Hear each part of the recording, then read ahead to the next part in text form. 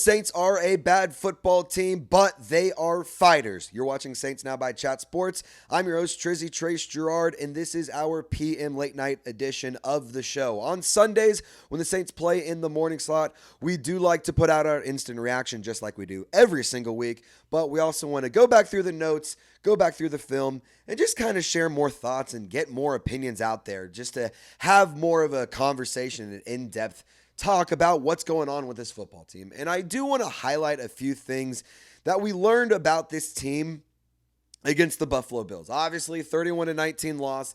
On paper, it looks like it's a butt kicking. That being said, you go back and you watch the film, you talk about what's going on here, you reevaluate, and me and Lopez had a lot of conversations. We got to decompress after the game, and I think that there's a lot of really, really good things to take away from this loss. And I want to address the first thing with moral victories. This is, in my opinion, a moral victory. And the New Orleans Saints are going to find moral victories. And that's something that you should be looking forward to and celebrating when you're in the midst of a rebuild. And I don't want to tell you to sit here and just celebrate to the end of the moon and be striving for those moral victories. But, you do build foundations and you do build culture and you do build success off of moral victories. And when you get enough moral victories, you can start turning those into real wins. And obviously that's the goal. The New Orleans Saints need to get wins in order to really be taken seriously as a football team. That being said, I do think that they are fighting. They are headed in the right direction. And I think that despite the record and despite only a few teams still being winless, they are not the worst team despite still not etching a W. So I want to just encourage you to subscribe to the channel. First of all, thank you guys again for helping us cross the 51,000 milestone. We're on the road to 100K. We need your help. Every subscriber matters. Look, you can help my dog take more naps, get him more toys and stuff. But yeah, subscribe to the show. Helps your boy and helps the dog get more toys and whatnot. And by the way, you also get more content around the black and gold. Few things to highlight. This is going to be mostly positives because the obvious negatives, you lose. It's really frustrating. You want to see them win. Some play calling kind of questionable here and there. That being said, I think that there were a lot of pros. I think a big thing for the New Orleans Saints is that they're creating an offensive identity. You are seeing the emergence of a lot of the rushing attack in Kellen Moore's offense. Remember, in Philadelphia, they ran the football a lot, and it certainly helps when you have Saquon Barkley. But Alvin Kamara and Kendre Miller, in my opinion, they're a really, really nice rotation. I think it's a nice duo with Alvin Kamara being a very dynamic athlete and just being an overall contributor, an overall weapon on the offense, and Kendre Miller being somebody who is just a wrecking ball and a freak athlete and somebody who's just hard to bring down and a game changer in one split second. I think that he is a really, really nice pairing with Alvin Kamara. And I think Kendre Miller deserves more reps. I mean, I went back and watched the touchdown, and I just want to give him a lot of credit because not only did he make multiple people miss and multiple Bills defenders broke multiple Bills defenders' tackles. He was also very, very elusive, very slippery, very quick to change direction and make his next movement. He was not sitting there waiting, thinking about it. He was very instinctive, and I really, really like that from Kendre Miller. I think we're starting to see him really emerge as a contributor on the offense, and I think that he's a player who deserves more reps, and I think that he needs to be a bigger focus in the game plan because he is somebody that I think is a good player to have on the offense, and I think that he can really be a contributor, and I like the future with Kendre Miller. I would, of course, love to see more from Devin Neal. He hasn't been active all that much this year. That being said, the Kendre Miller side of things, I'm really, really excited about. And I don't want to take snaps away from Alvin Kamara by any means, but I do think that he's a player who's younger, and Kendre Miller could take some more of those hits and, just kind of take some of that wear and tear a little bit off of Alvin Kamara. Now, Spencer Rattler, I want to talk about him because I think that he, as a rusher, was also a contributor. You're very clearly seeing him open up as a runner. It's very obvious that he's being encouraged to use his legs, and when he does use his legs, he's fairly successful. He's kept multiple drives alive by doing that. My big thing is he just needs to push the ball downfield more often. We're not seeing him stretch the field. And I don't know if there's a lack of confidence in Spencer Rattler from Kellen Moore. I don't know if there's a lack of confidence in the receivers from Spencer Rattler. I don't really know what's going on there, but we haven't seen enough explosive plays. And that's something that the Saints offense is really, really missing. Not just in the offense in general, like the passing game specifically. Absolutely, we need to see more explosive plays there. You have so much speed. You have such great route runners, and Chris Olave and Rashid Shaheed. Brandon Cooks has speed as well. You have Trey Palmer, who's been inactive. Like, why are we not stretching the field more often? Devon Vele's a nice athlete. Mason Tipton's a speedy guy. Like, I think that we should be trying to push the ball downfield more often. And when we do try to take those shots, they're just not connecting, and it's getting really, really frustrating in that regard. But rushing the ball as well. Like, the Saints need to do a better job of, creating the first contact a few more yards downfield. And I think the starting offensive line was really, really good. Obviously, Cesar Ruiz, he got carted off. I think it was an ankle injury. After the game, Kellen Moore did not provide an update, so we will give you guys information as soon as that information is available. So, again, make sure you're subscribed and your notifications are on, because that content will be coming out tomorrow morning, more than likely. So, in general, I thought that the offensive line looked really, really good when you had that starting five core, because you hadn't seen that yet until this week. And then, naturally, an injury happens and Cesar always gets hurt. I thought another really, really good thing about this team that they showed that they are a fighting team and that they're not just going to sit back and just be a bad squad. They cleaned up penalties very, very quickly. Like, that was really, really impressive. I know that the first 3 weeks, penalties were a massive, massive problem. I mean, they led the league, or they were tied for first in the league with total penalties. But they had 4 penalties in week 4. 3 of those were special teams penalties. Like, I'm okay with 4 penalties. That's much, much better than 13. That's much, much better than double digits each week. Like, I thought that the New Orleans Saints did a good job of cleaning that up. And, some of that by the team was because Spencer Rattler was operating under center. I thought it was really interesting to see Spencer Rattler use under center more often. Ross Jackson, I want to shout out him for pointing out this stat. They ran nearly 27% of their offensive plays under center against the Bills. That's up from just around 14% for the first 3 weeks. The players did say that it helped with pre-snap communication, the run game, and penalties. And we saw the rushing attack be much, much more successful today against the Bills defense. And hi, buddy. He's hanging out right here. He wants to say hi. Say hi, dude. Everyone comment, hi, dude. Hey, bud. He's sad that they're not winning either. Me too. I'm sad too. Anyway, I thought that the Saints did a really good job of cleaning up the penalties. I thought that it was really interesting to see Spencer Rattler under center, and I thought that the rushing attack was much, much better. And I was really impressed to see the effectiveness of the rushing attack, because that has been an area that the offense has been lacking in a severe manner. And if the rushing attack can get more active, then the passing attack can get more active, and the offense can be a little bit more complimentary. I think that that's a really, really good sign, and we're starting to see signs of that.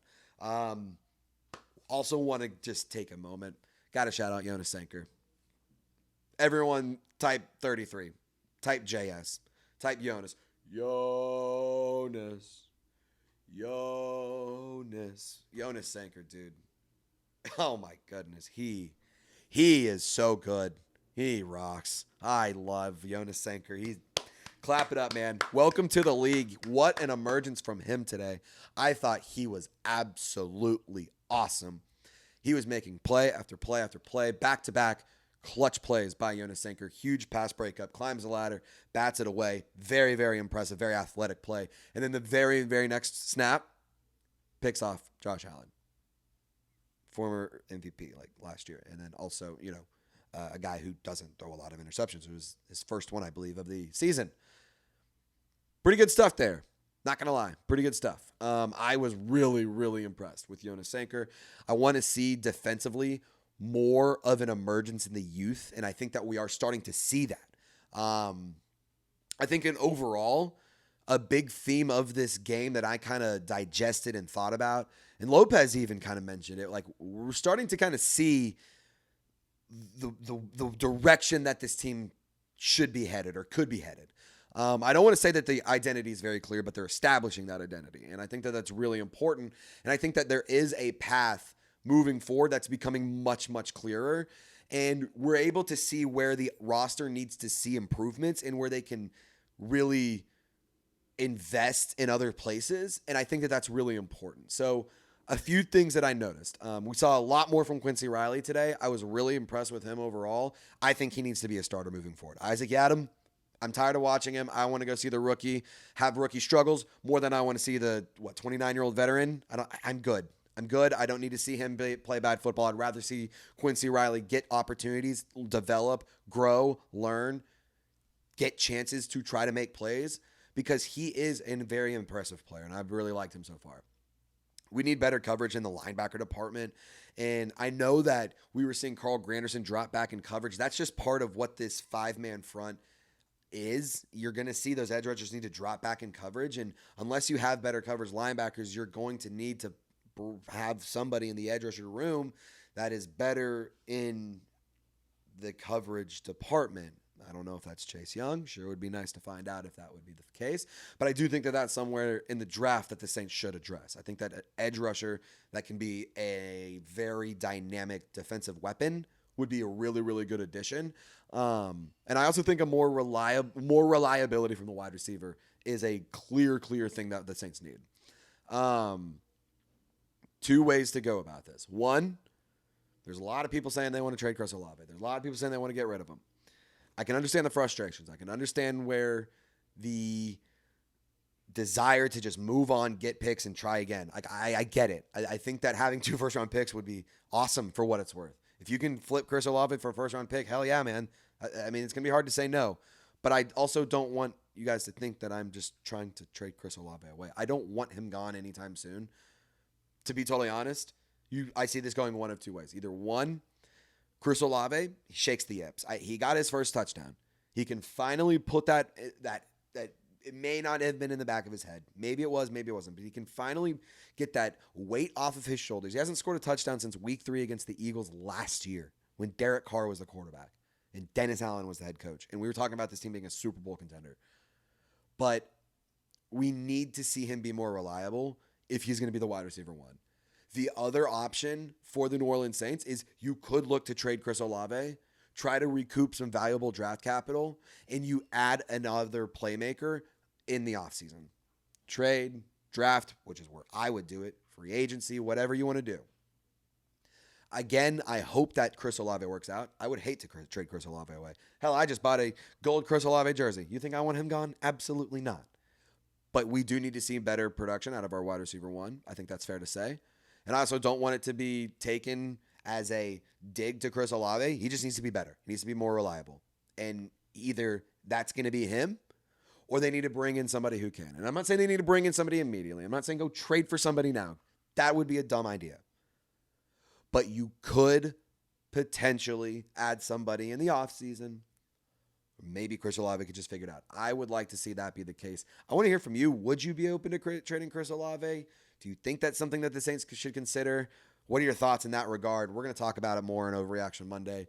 I didn't really want to focus too much in that regard, but more reliability just in general is the focus for the Saints, in my opinion. But let me know around the Chris Olave front. What do you think the Saints should do? Should he just be better? Should they look to trade him? What do you think? For Spencer Rattler, I want to have a conversation about him because maybe not so much to his own fault, but it might be time to start getting Tyler Shuck ready. I do think that Spencer Rattler has been solid. I think he's been okay. I don't think he's been bad this year. But every week, we have seen some very off-target throws. The Cooks touchdown this week, in my opinion, it was a drop. It was clearly a drop after the review. And in the moment, I thought it was a touchdown, but it looked like a drop.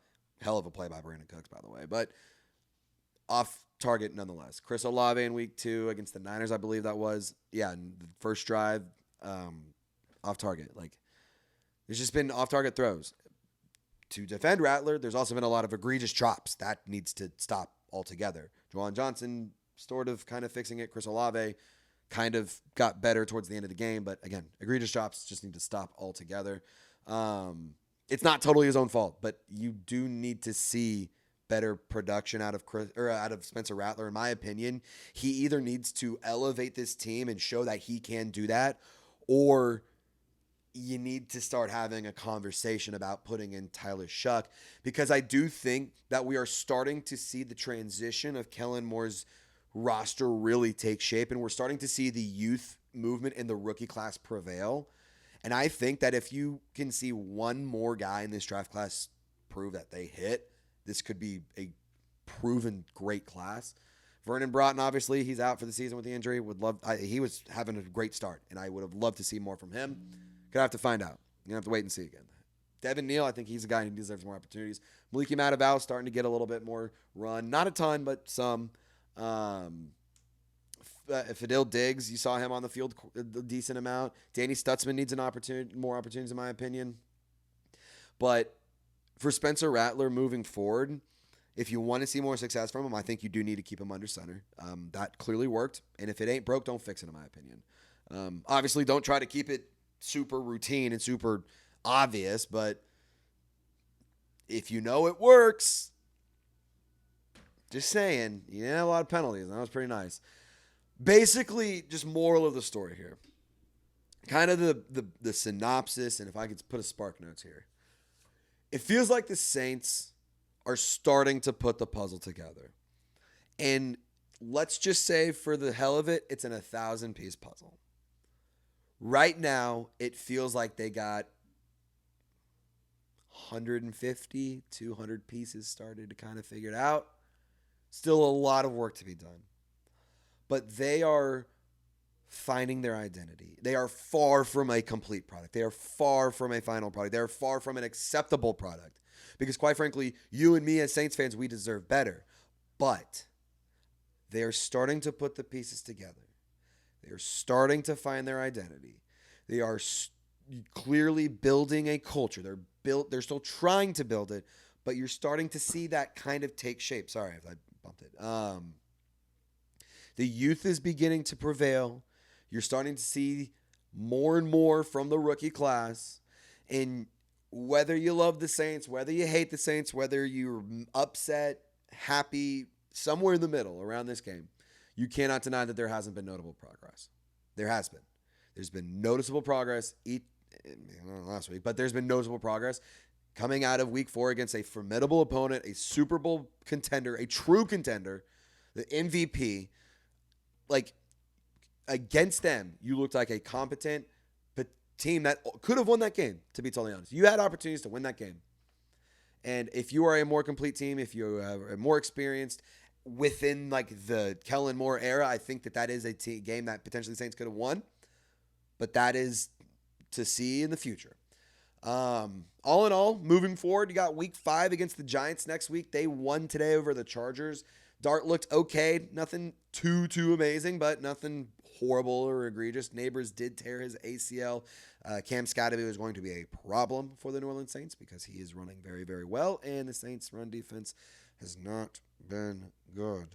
Week 6, the Patriots come to town. Week 7, you go visit Dennis Allen. The Bears got a win today as well. Tampa Bay, first NFC South game is in week 8 at home, so hopefully you can start kind of getting some things rolling. I think next week is a great opportunity to get a win and to start trying to get the ball rolling, trying to get the snowball grooving, because there is opportunities ahead. And then you get the NFC South play, the NFC South matchups the following weeks, and you can potentially try to compete for a spot. I don't think it's a time to make a decision at quarterback yet. I don't think any changes need to be made. I think that it's a seed that should be planted and something that should be at least considered in the near future. Not yet, but it's something to start thinking about. It's kind of where I'm getting at. My name is Trizy Trace Girouard. We've been doing all of these awesome videos throughout the week, but some of my favorite ones are the ones that I get to do after game days, when I just get home and hop in front of the webcam and get to hang out with the dog in front of the microphone and just going to have a conversation with you guys. So I appreciate you guys for tuning in. Thank you again to everyone who watched the watch party today and supported and subscribed. We are officially over 51,000 subscribers. crazy numbers for the Golden Gang. That is absolutely awesome, but we are not stopping until we get to that 100K mark. So friendly reminder to subscribe to the channel. Hit me up on social media. I'll have the links in the comment section and description to all of my profiles on Instagram, TikTok, and X, Twitter, whatever you want to call it. But yeah, this has been a really fun edition of Saints Now by Chat Sports. Overreaction Monday will be tomorrow morning. We'll have a live show tomorrow at 3 p.m. Central Time, and then content all going throughout the week. Appreciate you guys for tuning in. Y'all stay golden, and we will see you next time.